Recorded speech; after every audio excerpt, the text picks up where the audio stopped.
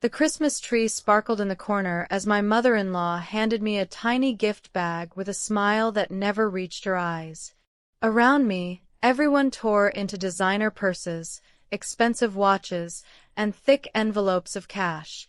I reached inside my bag and found exactly what I'd expected, a pair of fuzzy socks. The same gift she'd given me every Christmas for the last 10 years. I smiled because my daughter was watching, but inside, something finally broke. I had spent a decade trying to earn a place in this family. That night, I stopped trying. My name is Emily, and marrying Daniel was the easiest decision of my life. Loving his family was the hardest. When we met, Daniel was thoughtful and kind, the kind of man who remembered little details and made me feel safe. His mother, Patricia, had a different way of making first impressions. "You seem simple," she said the first time we met. Daniel laughed it off, squeezing my hand beneath the table. "That's just Mom." I believed him because I wanted our future together more than I feared her opinion. But every family dinner reminded me I wasn't welcome. Patricia praised my sister-in-law, Vanessa, for everything she did. If Vanessa baked cookies, they were perfect. If I brought dessert, Patricia barely tasted it. At birthdays, Vanessa received jewelry while I opened candles or kitchen towels. During family photos, Patricia always found a way to stand between Daniel and me. None of those moments ruined my marriage. Together, though, they slowly chipped away at my confidence. I kept telling myself kindness would eventually win. I had no idea someone else in that house had already noticed everything and had been quietly waiting for the right moment. That someone was Daniel's father, Richard. Unlike Patricia, Richard never judged people by appearances. He asked about my work, remembered my birthday, and always thanked me for helping after family dinners. Sometimes I'd catch him watching Patricia dismiss me with a disappointed expression, but he rarely argued with her. One afternoon, while washing dishes after Thanksgiving, he quietly said, "Emily, don't let anyone convince you that your value depends on their approval." Those words stayed with me. A year later, Richard was diagnosed with an aggressive heart condition. The diagnosis shook the entire family. For nearly 8 months, Daniel and I drove him to appointments, organized medications, and spent weekends helping around the house. Vanessa visited when she could, but work and vacations often came first. Richard never complained. Instead, he thanked me every single time I showed up. A week before he passed away, Patricia insisted only immediate family should visit him at the hospital. I started to leave when Richard reached for my hand. "No," he whispered. "Emily stays." I sat beside him for nearly an hour while he spoke about life, forgiveness, and how families often confuse love with favoritism. Before I left, he squeezed my hand with surprising strength. "One day," he said softly, "the truth will find you." I thought he meant emotional healing. I never imagined he meant something real. The following spring, Richard passed away peacefully. The funeral was filled with tears, flowers, and stories about his generosity. Yet even there, Patricia managed to remind me where she believed I belonged. She thanked every member of the family for supporting Richard. Everyone. Except me. I told myself it didn't matter. But months later, while searching for Christmas decorations in Patricia's attic, I accidentally found an old wooden box with Richard's name carved into the lid, and everything I believed about that family was about to change.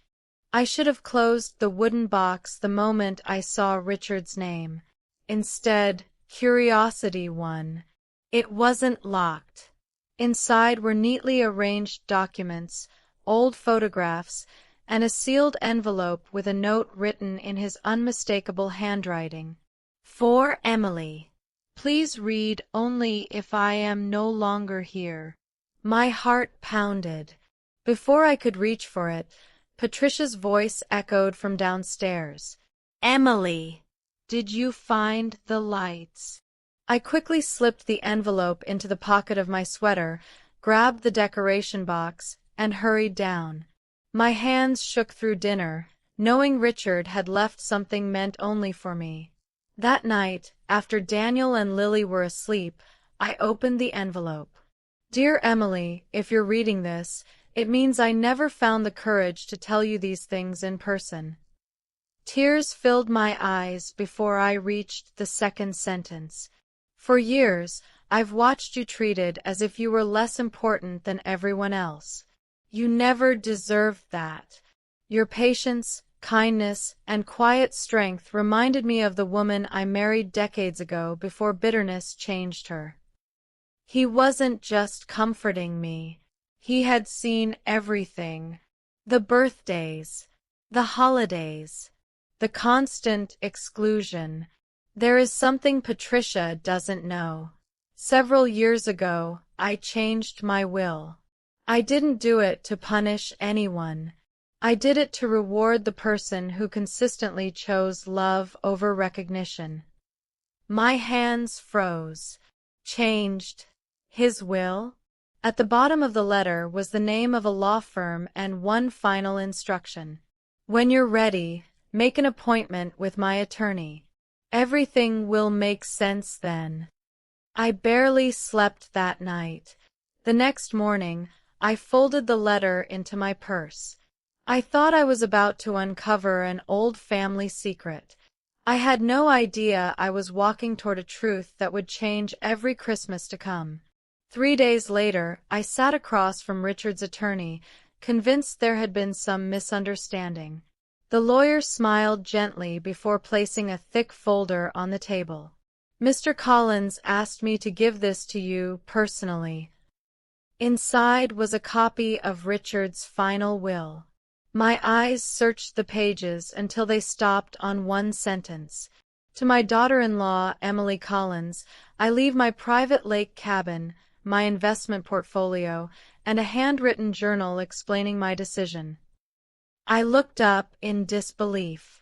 There must be a mistake. There isn't, the attorney replied.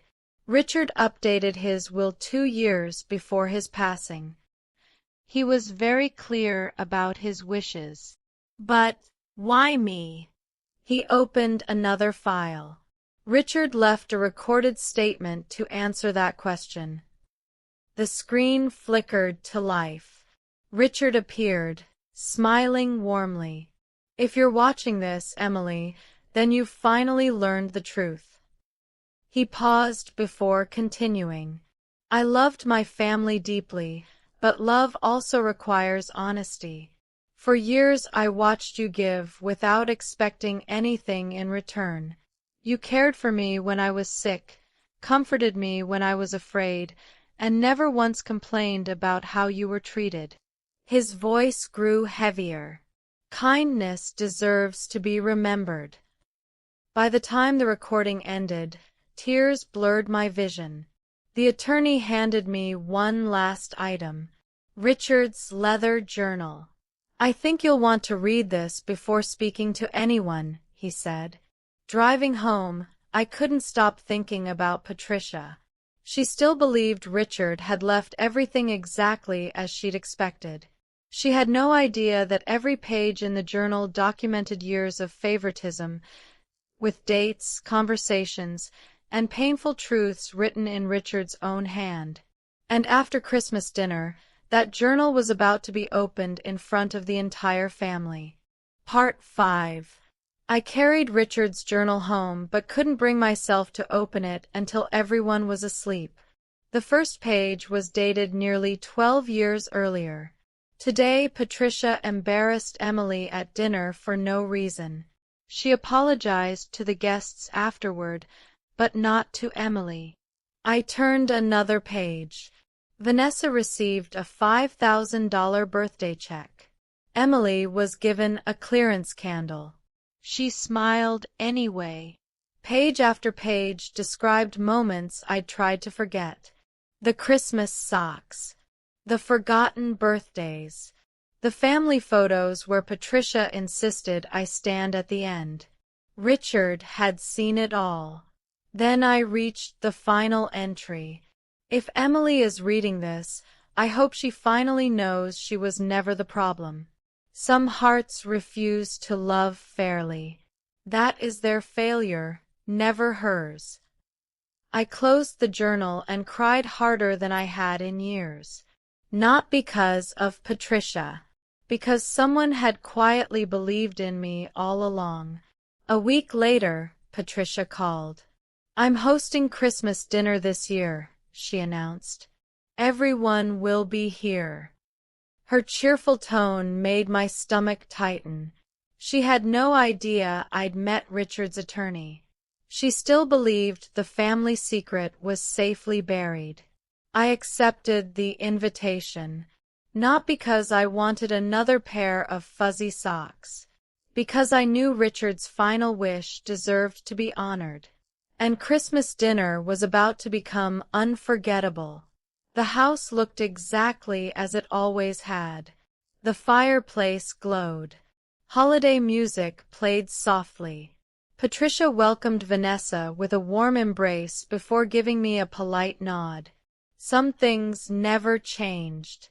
Dinner passed with familiar conversations until Patricia stood to distribute gifts. Vanessa unwrapped diamond earrings. Her husband received an expensive watch. Lily squealed over a new bicycle waiting in the garage. Then Patricia handed me a small paper bag. Inside was another pair of fuzzy socks. The room fell silent as everyone waited for my polite thank you. Instead, I smiled gently. "Thank you, Patricia. But before we finish opening presents, there's one gift Richard wanted the family to receive." Every eye turned toward me. I placed his leather journal on the coffee table. Patricia's smile disappeared. "What is that?" "Something Richard left behind." Daniel looked confused. "You've had that all this time?" I nodded. "And there's something else." From my purse, I removed a copy of Richard's final letter. Patricia's face turned pale.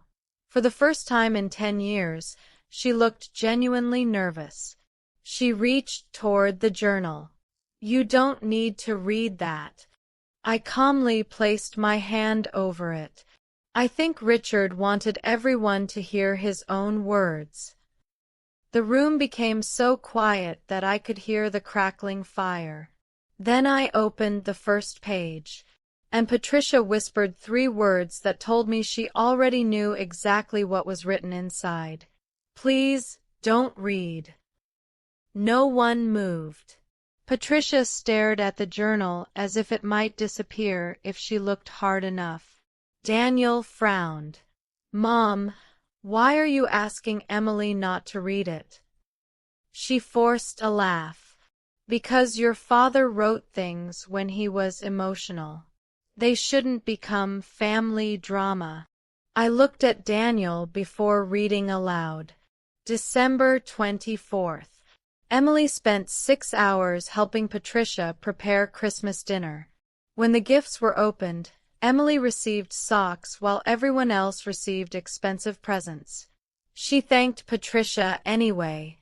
Kindness like hers deserves better. Silence filled the room. I turned another page. Patricia insists Emily isn't really family. I disagree. Emily has shown this family more love than anyone realizes. Vanessa slowly lowered her eyes.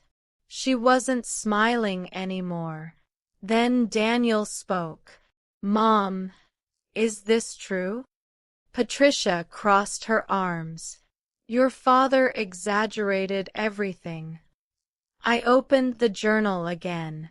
This time Richard had written exact dates, conversations, and even apologies Patricia had made to him in private, but never to me.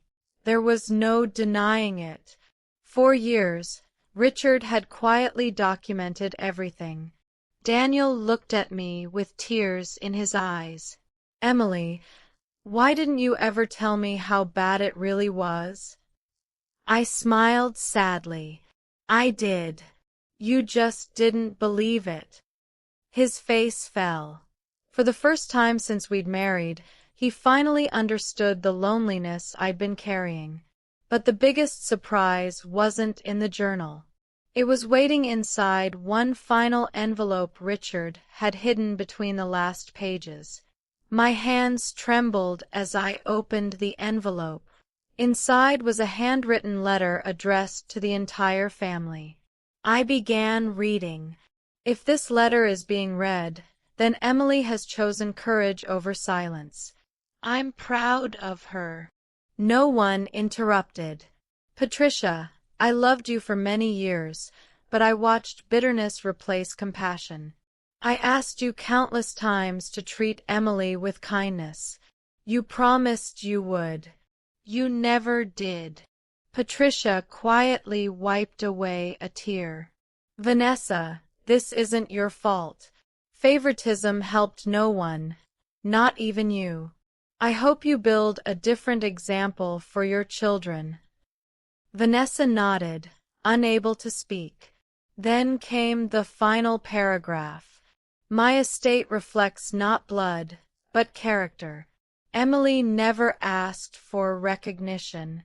She simply loved this family without conditions. That is why I entrusted part of my legacy to her." Daniel reached for my hand. "I'm so sorry," he whispered. "I should have listened." For 10 years, those were the words I'd needed most. Patricia stood and slowly walked toward me. Without excuses, without pride. She stopped in front of me, tears running down her face. "I can't change what I did," she said quietly. "But I was wrong." The apology couldn't erase a decade of pain. But it was honest. For the first time, she wasn't protecting her image. She was facing the truth. And in that moment, Richard's greatest gift wasn't the cabin, the investments, or the journal. It was finally giving me something I'd never received from that family. The respect I deserved all along. The weeks after Christmas felt strangely peaceful. No one argued over Richard's will. No one challenged his decisions. Instead, something unexpected happened. Patricia started calling. Not to criticize me, not to compare me to Vanessa. Simply to ask how Lily was doing. At first, I kept my guard up. 10 years of hurt couldn't disappear overnight. Then one Saturday morning, Patricia arrived at our house carrying a small box. "I found these while cleaning Richard's study," she said.